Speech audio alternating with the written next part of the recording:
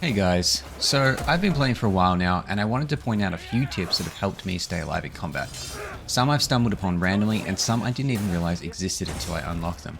So I thought that it might be worth pointing them out to you guys so you have an easier time of it in combat than I did.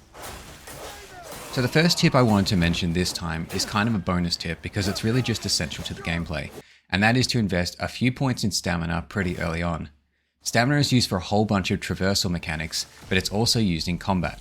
A lot of your skills cost stamina, and it's important to make sure that you have plenty of it because if you're blocking you need stamina, if you're using skills you need stamina, and you really don't want to be left short here because it will cause you to die more often than you think if you can't use your offensive dodges or offensive skills right when you need them.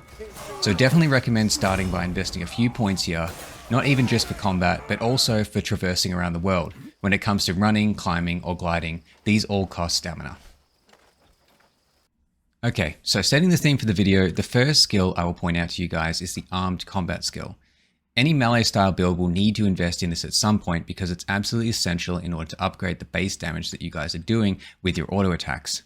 Armed combat gives you access to a few great options as you level it up, but I'd like to highlight the evasive slash, which is an early game evasive option that lets you evade an attack while still hitting your enemy. I found that you can still get caught with this one, but it is a great 1-point investment that can be really good in the early game. Next, if you've encountered this, you may already know what's happening, but for those of you who haven't yet, when you're fighting a boss or an enemy that's using a skill that you don't currently possess, but you can learn, you might see that they glow blue and that everything goes into slow-mo. You can see that you're learning the skill in the top left part of the screen.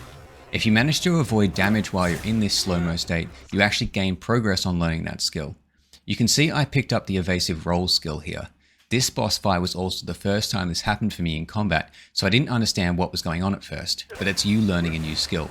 So try to avoid damage if you can while in this state. The evasive roll skill actually helped me finish off this boss in the same fight that I got it, and it's been invaluable since. You fight this boss pretty early on in the game. He can be pretty tough, so come prepared. While fighting this boss, and tip number 3, is to keep an eye on the gold bar underneath the boss's health bar. This is actually the boss's break bar, and once you fill that break bar, as you can see, I managed to do in this fight here, the boss actually is staggered for a period of time once you break it. This means that you have a few seconds to get a few clean hits in. I didn't realize while I was playing what was going on, but as you can see, he stands there for quite a while. So keep that in mind when you're fighting bosses and get a few hits in while the boss is staggered. So this next one is an interesting one, and not directly combat related. However, you guys may not have noticed it, so it's important to keep an eye out for this one. You sometimes encounter these NPCs that call out and want to engage with you. They show up as this little orange dot on the minimap. If you go and actually engage with them, they'll often hand you a note or a letter of some kind, and if you read that letter, they can give you a variety of different things. So as you can see here, I got the keen senses skill with this one, which was actually a really important skill. And just while we're on the keen senses skill as well, guys, there's another thing I wanted to show you if you haven't found it in the spirit section of the skill tree yet. This skill opens up a lot more options to you defensively in combat, giving you access to parry, counter, and dodge.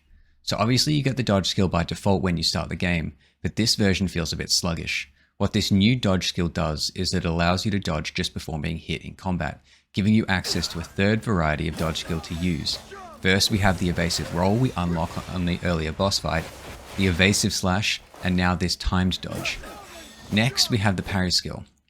Parry is the first version of the skill you get when you first unlock keen senses, and you can see in the footage that it gives you the option to react and stun enemies in an area. This gives you a chance to get in some clean hits on multiple opponents or to get to a safe distance.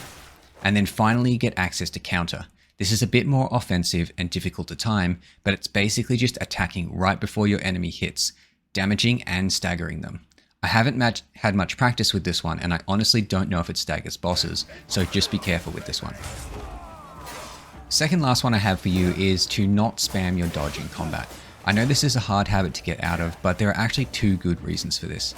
First, your dodge can actually sometimes be slower than simply moving to the side of an oncoming attack.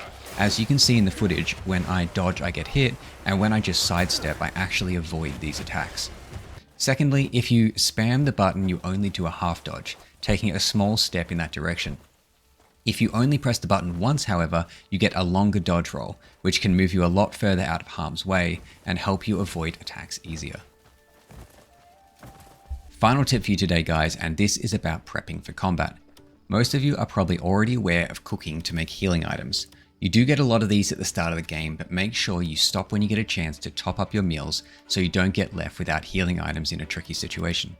There is surely an optimal way to do this, but I just tend to make the best or second best options so I don't need to spam my healing button in combat.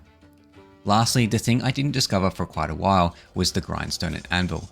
These both buff your gear to increase their damage and armor values. The Grindstone buffs your weapon damage and are all over the place, you can't really miss them. But the Anvils are much rarer, so if you find one of these, keep track of where you found it, because early in the game these Anvils can improve your defense by over double what your armor is giving you by default, making you that much more durable in combat. But that's it for today, folks. Thank you so much for watching. Just getting back into making these videos and testing the waters with a completely different type of format than I've done in the past. If you enjoyed the video, do all that YouTube stuff, and I'll catch you in the next one. Peace.